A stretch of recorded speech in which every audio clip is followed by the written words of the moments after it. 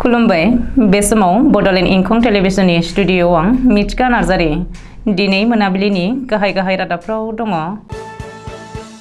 बाक्सानि सालबारि ओनसोलाव लामा जाब्रथाय साथामनि जिउ खहा। फुटबल अनसायगिरि रायजो राजाफोरनि थाखाय गोजोनथाव खौरां। फैगौ 14 नबेम्बराव बर' खुगा थुनलाइनि अजा सुकुमार बसुमतारीनि 27थि रुंसारि सान फालिनो लादों। काजलगावआव 15,000निबो बांसिन बागुरुम्बा मोसागिरिनि मोसाहोनाय तालिमखौ जागायहोबाय। अदालगुरियाव सा आसाम खृष्टान लाइमोन गांखंआ 45थि बोसोरारि जथुम्मा खुंदों। आसाम सोरखारा दुर्गा फुजा कमिटिफोरनो 10,000 राङै राननानै होदों। दानिया फैदिनि आबुं रादाबाव।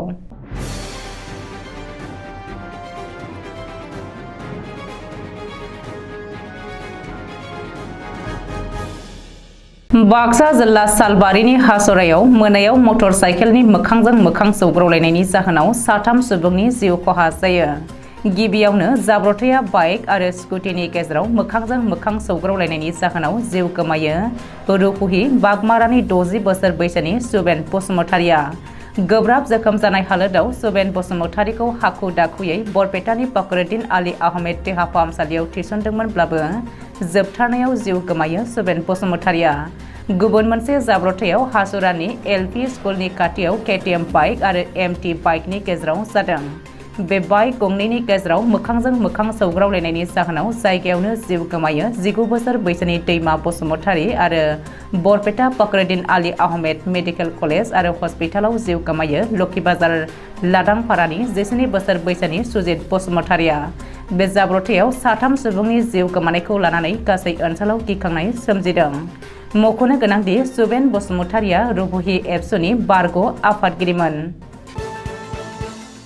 क'क्राझार जिल्ला परबतजरा महकुमानि सिङाव थानाय काजिगाव एसएनपि स्टेडियामाव परबतजरा जोलुर एस'सिएशननि बानजायनायाव फैगौ 5 नबेम्बरनिफ्राय 7 साननि हाबाफारि लानानै आसाम फुटबल प्रिमियार लिग खुंफुंनो साखा-फारा जाबाय आरो गिबि गेलेनाया जागोन खोरोमदाव एफसि भार्सेस 11 स्टार एफसिजों जागोन होननानै परबतजरा जिल्ला जोलुर एस'सिएशननि नेहाथारि टिब्रेन सांमाजों लोगोसे मावफुं आफादगिरि अंख्रुन ब्रह्मआ खौरांगिरिनि सिगाङाव ओरैबायदि फोरमायोदि जाहाथे बयबो लोब लोब बाहागो लानानै खेलाखौ मेहेरगोनां खालामो बेखौनो साफ्रोमबो जोलुर अनसायगिरि रायजो राजाफोरखौ खावलायहरो।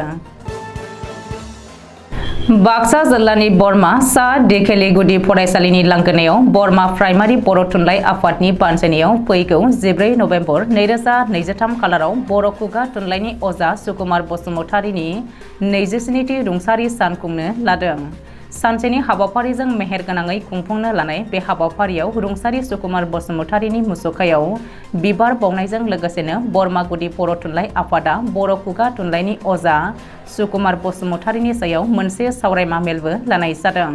फुंखा सुबुं महरै बाहागो लाफैगोन फारियै बर' रेबग्रा जथुमनि आफादगिरि राजेन बसुमतारी, साहित्य अकादेमि बान्था मोनगिरि देवबार रामसियारि आरो समाज सिबियारि तानेश्वर बर'मोनहा बाहागो लागोन। जारिमिना मोनहास'यै समनिफ्रायनो सोलिबोनाय बर'फोरनि बागुरुम्बा मोसानायजों लोगोसे गुबुन गुबुन मोसानायखौ बुहुमाव मिथिहोनाय आरो गोसारहोनायनि थांखिजों दुलाराय बर' फरायसा आफाद, बर' थुनलाइ आफाद आरो दुलाराय बर' हारिमु आफादनि मोनसे गेदेरथार थांखि। बेखौनो गिनिज बुक वर्ल्ड रेकर्डआव सोसननायनि बर'नि मोसानायखौ बुहुमाव गोसारहोनो आरो बेखौ देग्लाय बोसोरावनो सोसनथारनो थाखाय 15,000निबो बांसिन बागुरुम्बा मोसागिरिफोरखौ रोखोमसेयैनो मोसाहोनानै बुहुमनां रेकर्ड खालामनो थाखाय चिरां जिल्लानि काजलगावआव थानाय चिरां जिल्ला एबसुनि गाहाय मावख'आव दुलाराय बर' फरायसा आफाद, बर' थुनलाइ आफाद आरो दुलाराय बर' हारिमु आफादनि बानजायनायाव 21 अक्ट'बर 2023 खालाराव सनिबारनिफ्राय बागुरुम्बा मोसानायनि सायाव रोंग'साफोरनि फोरोंथाय मावबादा खुंफुंनाया दिनैनिफ्राय जागायबाय। हाबाफारियाव बुंथिगिरि महरै बाहागो लायो बर' थुनलाइ आफादनि बारग' आफादगिरि तरेन बर', एमएलए जयन्त बसुमतारी, बिटिआरनि मावफुं सोद्रोमा रनजित बसुमतारीजों लोगोसे गोबां रोंग'साफोरा फोरोंथाय बादायाव बाहागो लाफैयो। अदालगुरि जिल्लानि सिङाव थानाय बेंबारि जामफ्राबारि एसडि जन चार्चआव सानब्रैनि मेहेरगोनां हाबाफारिजों 20, 21, 23 आरो 24 अक्ट'बर 2023 खालाराव सा आसाम दिनारि खृष्टान लाइमोन गांखंआ 45थि बोसोरारि जथुमा खुंफुंदों। फोरबो जिसु खृष्टनि खृष्ट धोरोमारि सोलोंथाइ आरो बिनि बानिफोरखौ लाइमोनफोरनो गियान होनायनि सायाव सावरायलायो। दिनै सानथामनि हाबाफारिजों लोब्बा लानानै खौरांगिरिनो रेभारेन्ड जिरन दैमारि आरो एरकेटिंगिं दैमारि मोनहा खौरांगिरिनि सिगाङाव गुवारै फोरमायथियो। क'क्राझार जिल्ला परबतजरा महकुमानि सिङाव थानाय टिपकाइ बन्दरनि बारवारि दुर्गा मन्दिराव आसाम सरकारनिफ्राय दुर्गा मन्दिराव गासै 10,000 रां अनसुंथाइ होदों। बे अनसुंथाइखौ थाङै राननानै होयो परबतजरानिनो बारग' एमएलए बनेन्द्र कुमार मोसाहारिया। लोगोसे दुर्गा फुजानि नामै गासै रायजो राजाखौ गाहाम हामलायथि जासिहरो बारग' एमएलएआ। मख'नो गोनांदि डक्टर हिमन्त बिश्व शर्माजों दैदेनजानाय आसाम सरकारा गासै आसामनि दुर्गा मन्दिरफ्राव मोनफा मोनफायै 10,000 राङै राननानै होनो बिथोन होदोंमोन।